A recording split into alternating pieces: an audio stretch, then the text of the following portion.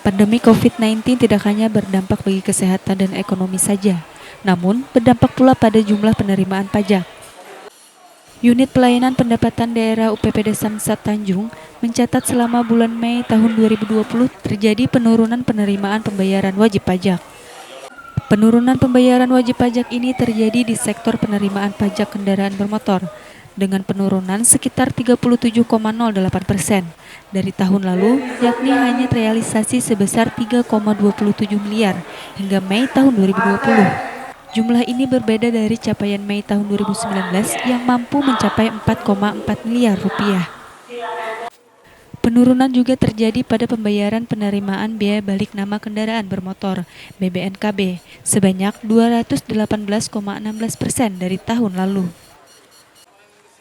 Atau jumlah realisasi penerimaan BBNKB hingga Mei tahun 2020 mencapai 1,23 miliar rupiah, merosot jauh dari tahun lalu yang mampu mencapai 3,9 miliar rupiah dalam periode yang sama. Kepala UPPD Samsat Tanjung Saifuddin menjelaskan, penurunan signifikan terjadi sejak pandemi COVID-19 merebak di Indonesia yang mengakibatkan melemahnya ekonomi masyarakat, sehingga berpengaruh pada kemampuan masyarakat dalam membayarkan pajak kendaraan.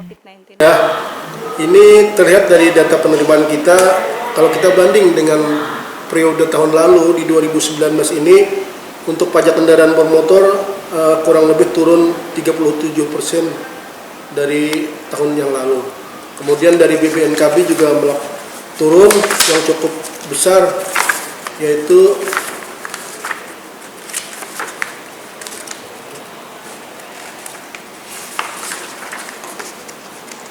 khusus di bulan Mei ini terjadi penurunan kurang lebih 218% kalau kita banding dengan tahun lalu, di mana tahun lalu itu realisasi kita di bulan Mei sebesar 3.914 juta, sekarang di tahun 2020 di bulan Mei cuma 1.230 juta.